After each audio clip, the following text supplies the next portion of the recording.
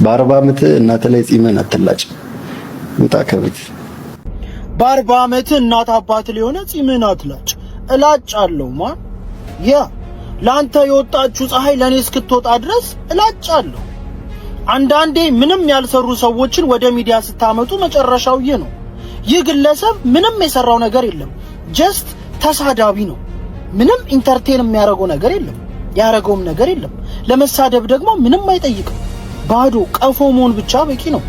ይህ ግለሰብ የመንግስት አካላትን ተሳድቧል፣ ፖሊሶችን ተሳድቧል፣ ትራፊኮችን ተሳድቧል፣ ማህበረሰብ ተሳድቧል፣ እንዲሁም ግለሰቦች ላይ አፉን ከፍቷል። ግን ማን እኔ ልንገርህ፣ በ40 ዓመቱ እናት አባቱ ላይ ቁጭ ብሎ የእናት አባቱን እንጀራ መብላት የሚያስደስተው ወጣት የለም መሄጃ ስላጣ እንጂ። ከዛ ግን የእንዳንተ አይነቱ ደንቆሮ አፍ መክፈቻ መሆን አይችልም። ማን አንተ ትናንት ድርቆሽ እንጀራ ትበላ ይሆናል፣ ዛሬ የግዢ እንጀራ መብላት ጀምረህ ሊሆን ይችላል። ግን አክት እያደረግህ ያለው ጤፍ ዘርቶ ጤፍ ሸምቶ እንደሚበላ ሰው ነው። አብዛኛው ወጣት የእንዳንተ አይነቱን ደንቆሮ አፍ ጥላቻ ነው በየበረሃው ተሰዶ የበረሃ እራት እየሆነ ያለው። ስለዚህ ማን ይኸውልህ ተጠንቀቅ። በየሰፈር ያንዳንተ አይነት አብሮ አደጎች ብዙ አሉ፣ መሄጃ ያጡ ተምረው ዲግሪ ይዘው። ከተማው ላይ ብዙ አይነት ወጣት አለ መሄጃ ያጣ ተስፋ ያጣ። ስለዚህ ማን የራሱን ጺም ብቻ አይደለም ያንተንም ይላጭላል። ያ ዱርዬ ፍቅር መስጠት እንደሚያውቅበት ህይወት መንጠቅም ይችልበታል። ብዙ አፍን አትክፈት፣ ረጋ በል። በዙሪያ ማን እንዳለ ራሱ ማመን አትችልም። ማን ሊጥልህ ማን ሊጎትትህ እንደሚችል ራሱ መገመት ይከብዳል በዚህ ጊዜ። እኔ እንግዲህ አብረን የሰራ ነው አብረን የበላን የጠጣን ጓደኛዬ ነበር። እንግዲህ የሚሰራውን ስራ እያያችሁት ነው። ምን አለ በውስጥ ብታወራኝ፣ ፓፒ እንደዚህ እፈልጋለሁ እንደዚህ ማደግ እፈልጋለሁ ምናምን ብትለኝ፣ በቃ ይሄ ነው መጨረሻ። ማስጠጣት አሳልፎ መስጠት በጣም እኮ በጣም የረከሰ ነገር እኮ ነው። በቃ ከተማው ላይ እንደዚህ ነው። በቃ ቡ ፊደሎች በስተዋል መጨረሻ። ለዛውም አዲስ አበባ ልጅ ነኝ በሚል መጠለያ ብትነግረኝ ምን ችግር አለው? ኦፍ ኮርስ ተሳድቤ አለፈልኝ። ከመሳደቤ በፊት ግን በጣም ብዙ የገረድ ስራዎች ስሰራ እንደነበር ታውቃለህ። ፖድካስቱን ራሱ ማየት አይጠበቅብህም። ዱባይም እዚህም እንተዋወቃለን። ምን አይነት ስራ ስሰራ እንደነበር እዚህ ጋር ወጥቼ ሾፍ ማድረግ አልፈልግም። አስጠጪ መሆን ደግሞ በጣም አስቀያሚ ነገር ነው። ከራሴ የሚያስደስተኝ ምን እንደሆነ ታውቃለህ? አስጠጥቼ አላውቅም። በሰው ገንዘብ ኑሬ አላውቅም። ሀብታም ስርዓት ውስጥ ገንዘብ አላገኝም። ሀብታም አጎንብሶ ቀና ሲል ቂጥ ውስጥ የሚወተፈውን ሱሪ እያወጣው ገንዘብ አልቀበልም። የሀብታም ሚዜ አይደለሁ። እንደዛ ሆነ ባለፈልህ። ለምን እንደማያልፍልህ ታውቃለህ? ልብ ክፉ ስለሆነ።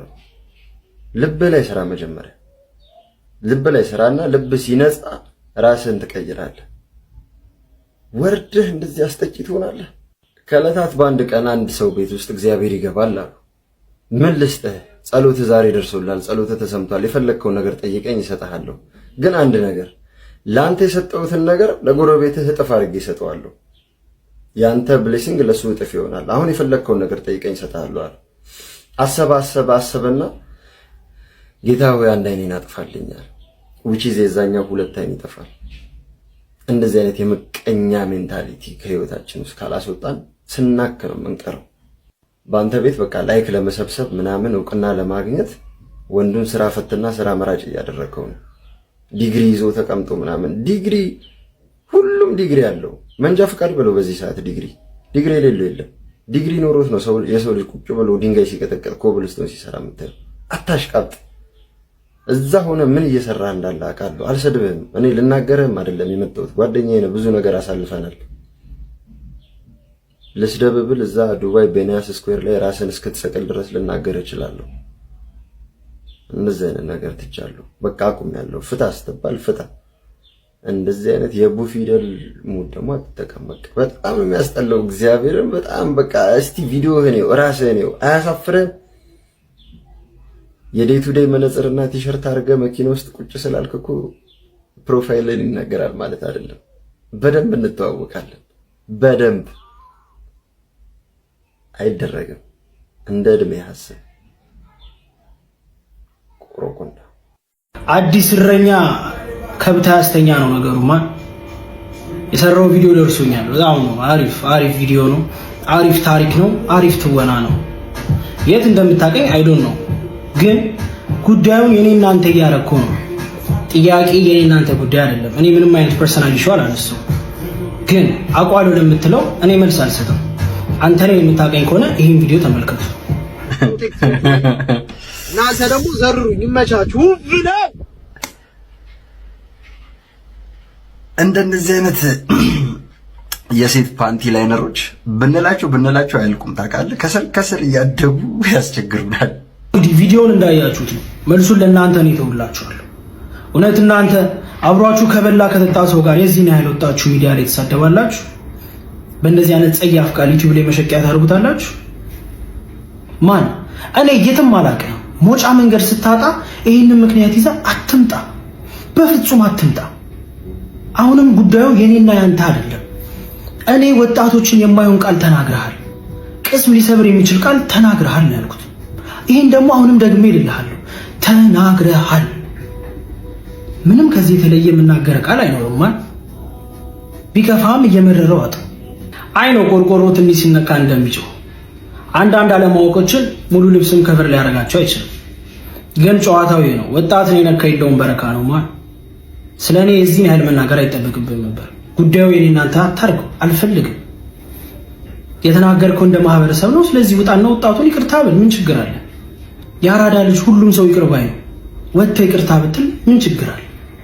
የዚህን ያህል ወጥተህ ድጋሚ ደረትን መፍተህ አፈን ለመክፈት አትሩጥ። ኤኒዌይስ ስለኔ እዛን ያህል መናገር አይጠበቅብኝም ነበር። እኔን የምር አንተ የምታውቀኝ ሰው ብትሆን ኖሮ ምን አይነት የተቸገረ ፍሪክ እንደሆንኩ ታውቅ ነበር። ዝና ላይክ ፎሎ ፈልገው ነው ላልከው አንተ እኔን የምር የምታውቀኝ ከሆነ አንተ ዝም ስትል እኔ ምን አይነት ዝና ላይ እንደነበርኩ ልቦና ያውቅ ነበር ማለት ነው። አሁን እኔ እዚህ እዛ ማለት አልፈልግም። እኔን ሰው የትም አላውቀው፣ የትም አታውቀኝም፣ አላውቅም። ይሄንን በአራት ነጥብ ነው ልነግር የምፈልገው። ግን አየህ አለማወቅህን ማስክንም ማርገህም ሳታረግም ነው ፓፒ ላይ እዚህ ነህ አትናደጅ እንጂ ውሃ የጠጣሽው መቼ ስለሰው የአንድ ብር ዝርዝር እንደሌለው በግልጽ አሳይተሻል። መች ያራዳ ልጅ የደሃ ጠላት ሀብታም ሳይሆን አዲስ ብር ማግኘት የጀመረ ደሃ ነው ማለት ነው ትርጉሙ። ራሱን መድኃኒት ሰርተን ስናቀምሰውማ አትናገሩኝ እንትን አትበሉኝ ማለት አይችልም። እሱ ሲጀመር የፈጣሪ ቃል አይደለም፣ ቅዱስ ቁርአን ወይም መጽሐፍ ቅዱስ አይደለም። እንደወረደ እሱን ቃል የምንቀበለው ትንሽ ከፍታ ላይ ወጣና ከላይ ወደታች ሲሸና ዝናብ ነው ብለን የምንቀበልበት ምንም ዕዳ የለብንም። ወይ ሳፋ ይዘን ወተን የምንሸከምበት ምንም ቢሆን የአዲስ አበባ ልጆች ነን። ካክሬ ባንሆንም ማለት ነው። የማንም አጣ ፈንጣጣ መቶ ልሽና ሲል ፊቱ ላይ ነው የሚደፋለት። ምን አገባኝ። ከአንተ ምን ተማርን? የማንም መከክ ስለለፋ ስለ እንትን ስላልክ ሳይሆን ልትሞትም ትችላለህ ብሏል። እውነቱን ነው። የኪራይ መኪና ሙቀት ነው ብለን አልፈነው ነበር በሰዓቱ። አሁን እንደዛ ደረጃ ከደረሰ ኦኬ፣ የራስን ፎርሙላ ለራስ ነው የምንጠቀመው። ከዚህ በኋላ ምን አሰራን?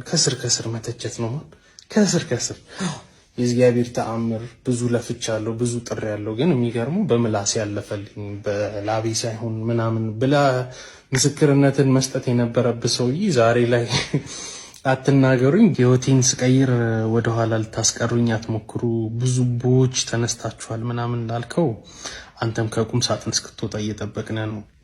ለማንኛውም ግን የራስህን ፎርሙላ ለራስህ ስንጠቀመው አይደብርህ። የራስህ ፎርሙላ እኮ ነው። አንተ ሰው ላይ ስታደርገው የኖርከውን ነው። እንዴት አንተ ላይ ሲሆን ይደብራል? አንተ ማነህ? መሲያችን ኔሌ ተካከ በ40 ዓመት እናት አባት ሊሆነ ፂምህን አትላጭ። ወንድ ልጅ ሆነ በወር 100,000 ብርና ከዛ በላይ ገቢ ከሌለ ሴት ልጅ ማየት አይደለም እሷ ብታይ መደበቅና መሸሽ ነው ያለው። ፋክ መደፋክ። ሌላ ምክር ልጨምር።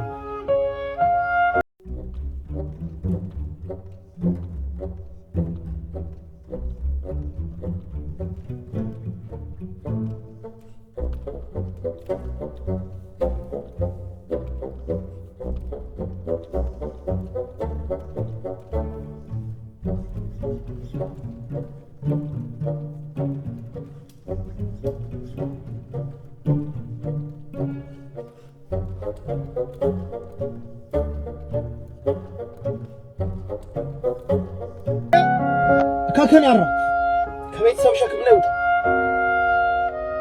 ከዛ ሴቱንም ፍቅሩንም ትደርስበታለህ። ምክሬን ተግብሩ። ኢትዮጵያ በአህያ ብዛት ዓለምን እየመራች ትገኛለች። በዓለም ላይ እንግዲህ 50 ሚሊዮን አህዮች አሉ ተብሎ ይገመታል። በቤተሰብ እጅ ለቁ በቤተሰብ እጅ እየተቀለብ ፍቅር አይደለም መጀመሪያ ከከና ነው።